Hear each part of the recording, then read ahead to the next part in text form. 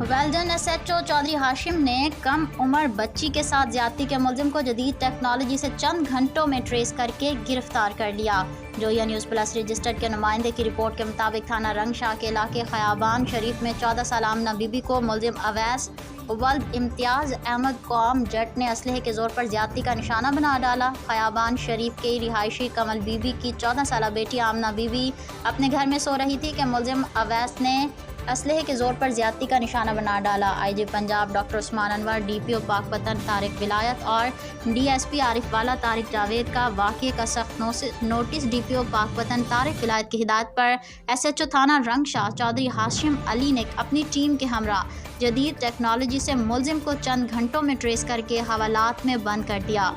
SHO थाना रंगशाह चौधरी हाशिम अली का media से गुफ्तगू करते हुए कहना था कि इलाके में जो भी जुर्म करेगा उसको किसी तरह की कोई रियायत नहीं मिलेगी।